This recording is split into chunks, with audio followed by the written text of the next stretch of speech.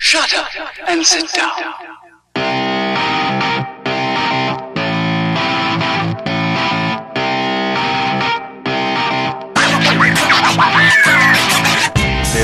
The festival here, some radio play there, some port slots there. It all comes together. Do you think that, because that's quite a sort of specific mindset, that you thought, you know what, if we can just make great music whilst working, fantastic. And that's quite a mature mindset, I think, you know, and speaking to especially young bands, and I've spoken to a couple of sort of teenage bands who still have that, we're going to go take over the world. Do you think because of your age or life experience, or the fact that you had full-time jobs and maybe you became parents, do you think that just sort of helped settle and comforted the fact that, do you know what, it's okay just to do this? I think so.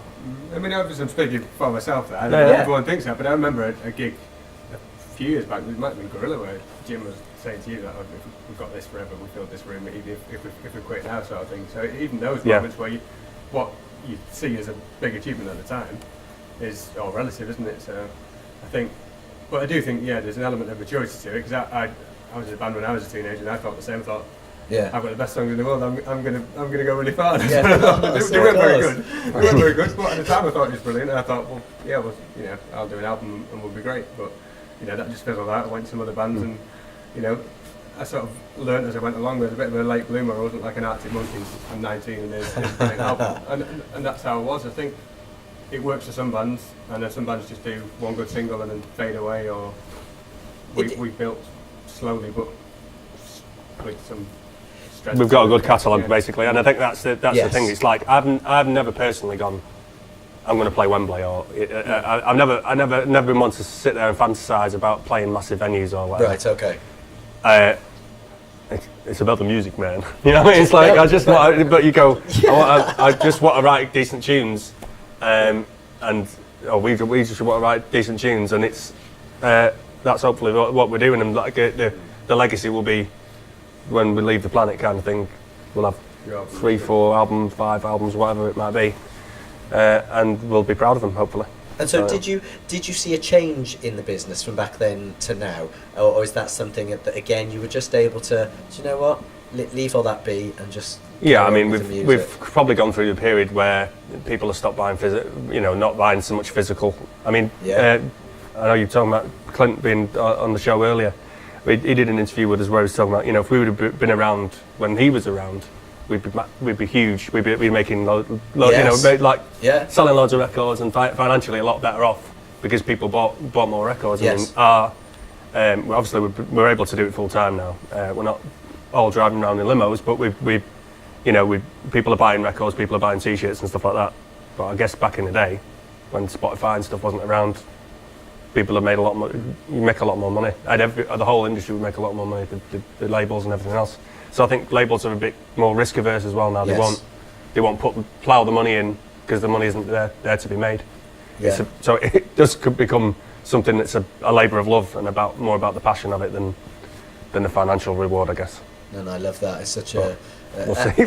And you are genuinely, without sounding trite, I think you're a great example to some of the younger bands, especially here in Manchester, where there's just a plethora and there's just such a rich cultural heritage. I mean, as an outsider, as a boy from Cardiff, I come in, I just really appreciate that. And so I think you're a great example of showing that it doesn't have to be that, because I don't know if we will have those overnight successes anymore. I don't know, maybe I'm wrong. But it shows that you just be honest with your work and be happy, and then now all of a sudden at this time of life you're doing it full time, which I just think is great. Now I could talk to you for ages and ages, but with something different. We haven't done this with anyone before. We put out, you've got some funny fans, you lot, and we put out a question to your fans on Facebook. What questions would you ask the guys? We told them we're speaking to you, and I know you know some of them. And the questions range from, where's Carlisle? I'm not even going to let you answer that one. This is actually a question from Daryl Rays. Is there enough cutting room floor material for deluxe versions of each album? No. Sorry, well, when it was, there's a I think maybe 3-4 tracks that didn't that didn't make Never it finished to. No, weren't finished. Well, like maybe from my motor day synchronisation miles. Oh yeah. But there's not very little because we were doing it alongside day jobs. So basically, the You have to be 12 clinical. the 12 tracks that were on. Well, if it's not worthy, it just doesn't get finished. So the Right. 12 tracks that were on Cavalcade were pretty much the 12 tracks we wrote around that time. Yeah.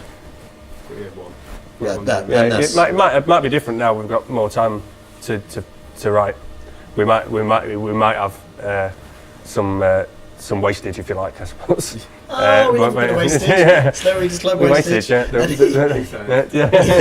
Yeah. He follows that up with any chance of touring the States, even as perhaps a support act to get your feet wet in the US. Ideally, that would be what we do. It would be a support scenario because it's less of a sort of financial commitment, I suppose.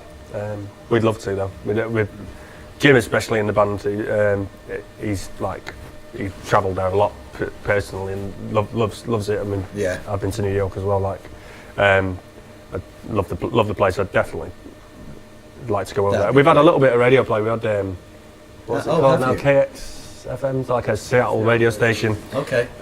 So we've had some interest from agents and stuff out there. It's just making financial sense and whether it plots in with everything else we're doing. So it might happen. It might Yes, happen. it's an ambition, certainly. Neil wants to know if you're meeting for a pint in Inverness. He's busy. They're busy. We do have one of the things we do is after every gig, especially with the small venues, is meet the fans afterwards and have a signing session and stuff like that. We do that pretty much every show that's where it's not ridiculously impossible. So are you So saying yes, in Inverness the pint is on you? I will personally have a Diet Coke, but yeah. Yeah. And this is one of those questions. It still makes me smile. If you could have a fifth member, alive or dead, who would it be? Probably alive, I reckon. But if you could have a fifth member in the band, who would you be? Now this is clearly just going back to perhaps childhood heroes of yours or musical heroes. Who would you admire?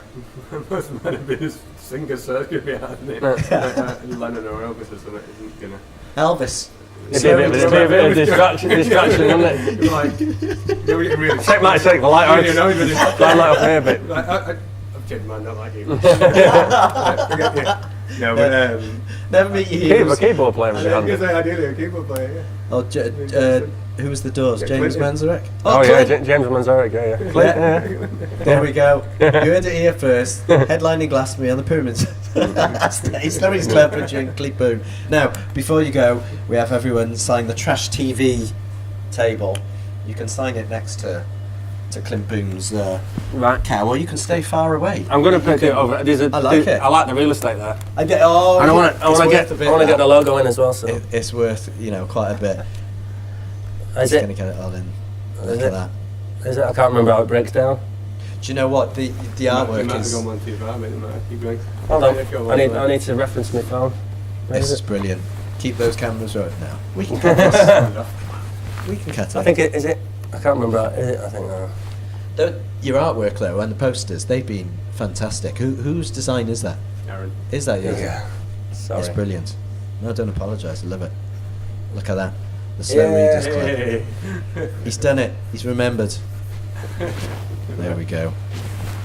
Thank you so much for your time. That's Go good, on, let's sign do it. away. See you Cheers. soon on Trash TV Nice one. Live.